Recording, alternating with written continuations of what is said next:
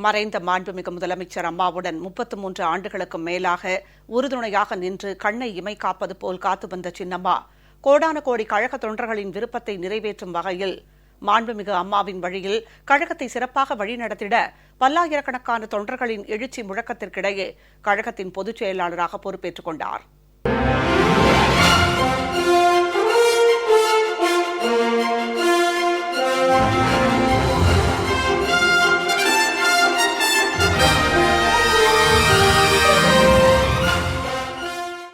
சென்னையை அடுத்த வானகரத்தில் கடந்த 29ஆம் தேதி நடைபெற்ற அனைத்து இந்திய அண்ணா திராவிட முன்னேற்றக் கழக பொதுக்குழு கூட்டத்தில் சின்னம்மாவை கழக பொதுச் செயலாளராக நியமிக்கும் தீர்மானம் ஒருமனதாக நிறைவேற்றப்பட்டது.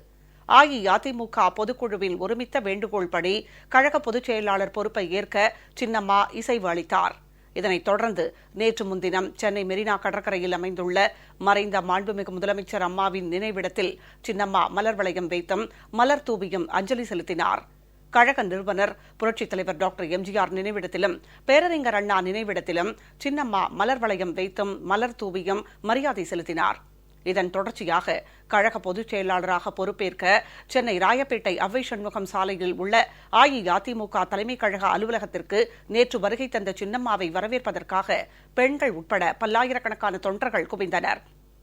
சாலையின் இருமருங்கிலும் திரண்டிருந்த தொண்டர்களும் பொதுமக்களும் வாழ்த்து முழக்கம் எழுப்பி இரட்டை இலை சின்னத்தை குறிப்பிடும் வகையில் இரு விரல்களை உயர்த்தி காண்பித்து சின்னம்மாவுக்கு உற்சாக வரவேற்பு அளித்தனர். சின்னம்மாவை வரவேற்கும் வகையில் வழிநெடுகிலும் வரவேற்பு பதாகைகளும் கழக கொடிகளும் அமைக்கப்பட்டிருந்தன. மறைந்த மாண்புமிகு முதலமைச்சர் அம்மாவுடன் சின்னம்மா சேர்ந்திருக்கும் படங்களை கழக தொண்டர்கள் கைகளில் ஏந்தி நின்றனர். உற்சாகத்துடன் வரவேற்ற தொண்டர்களை பார்த்து சின்னம்மா வணக்கம் தெரிவித்தபடி தலைமைக் கழக அலுவலகத்திற்கு வருகை தந்தார்.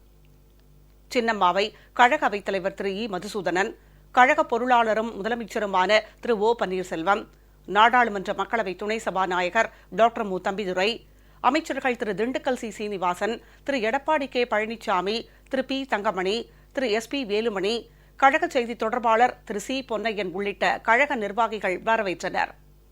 தலைமைக் கழக வளாகத்தில் அமைந்துள்ள புரட்சித் தலைவர் பாரத் ரத்னா டாக்டர் எம்ஜிஆர் திருவுருவச் சிலைக்கு சின்னம்மா மாலை அணிவித்து மரியாதை செலுத்தினார். இதனைத் தொடர்ந்து அங்கு திரண்டிருந்த பல்லாயிரக்கணக்கான தொண்டர்களை பார்த்து வணக்கம் தெரிவித்தார். தொண்டர்களின் வாழ்த்து முழக்கம் எட்டு திக்கும் எதிரொலித்தது. இதனை அடுத்து அலங்கரித்து வைக்கப்பட்டிருந்த மறைந்த மாண்புமிகு முதலமைச்சர் அம்மாவின் திருவுருவ படத்திற்கு சின்னம்மா மலர் தூவி மரியாதை செலுத்தினார். பின்னர் கழக பொதுச் செயலாளர் அறைக்கு சின்னம்மா சென்றார். அங்கு மேஜையில் வைக்கப்பட்டிருந்த அமரர் எம்ஜிஆர், மறைந்த மாண்புமிகு முதலமைச்சர் அம்மா ஆகியோரின் திருவுருவ படங்களை சின்னம்மா வணங்கிவிட்டு கழக பொதுச் செயலாளர் இருக்கையில் அமர்ந்தார். கழக அவைத்தலைவர் திரு இ. மதுசூதனன், முதலமைச்சரும் கழக பொருளாளருமான திரு ஓ. பன்னீர்செல்வம், மூத்த அமைச்சர்கள் மற்றும் கழக நிர்வாகிகளுடன் சின்னம்மா ஆலோசனை நடத்தினார். இதனைத் தொடர்ந்து கழக பொதுச் செயலாளராக பொறுப்பேற்று அதற்கான ஆவணங்களில் சின்னம்மா கையெழுத்திட்டார்.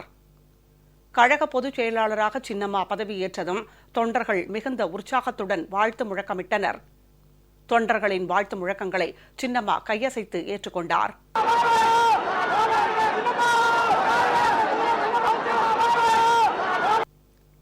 அஇஅதிமுக பொதுச் செயலாளராக சின்னம்மா பொறுப்பேற்றுக் கொண்ட சிறப்புமிகு நிகழ்வில் தலைமைக் கழக நிர்வாகிகளும் அமைச்சர்களும் மாவட்ட கழக செயலாளர்களும் மாவட்ட கழக நிர்வாகிகளும் கழக நாடாளுமன்ற சட்டமன்ற உறுப்பினர்களும் கழகம், புரட்சித் தலைவர் எம்ஜிஆர் மன்றம், புரட்சித் தலைவி ஜெ. ஜெயலலிதா பேரவை, எம்ஜிஆர் இளைஞர் அணி, மகளிர் அணி, மாணவர் அணி, அண்ணா தொழிற்சங்கம், வழக்கறிஞர் பிரிவு, சிறுபான்மையினர் நலப்பிரிவு, விவசாய பிரிவு, மீனவர் பிரிவு, மருத்துவ அணி, இலக்கிய அணி, அமைப்பு சாரா ஓட்டுநர்கள் அணி, இளைஞர் பாசறை, இளம்பெண்கள் பாசறை மற்றும் தகவல் தொழில்நுட்ப பிரிவு உட்பட கழகத்தின் பல்வேறு அமைப்புகளைச் சேர்ந்த நிர்வாகிகளும், கழக அமைப்புகள் செயல்பட்டு வரும் பிற மாநிலங்களைச் சேர்ந்த நிர்வாகிகளும், கழக உடன்பிறப்புகளும் திரளாக கலந்து கொண்டனர்.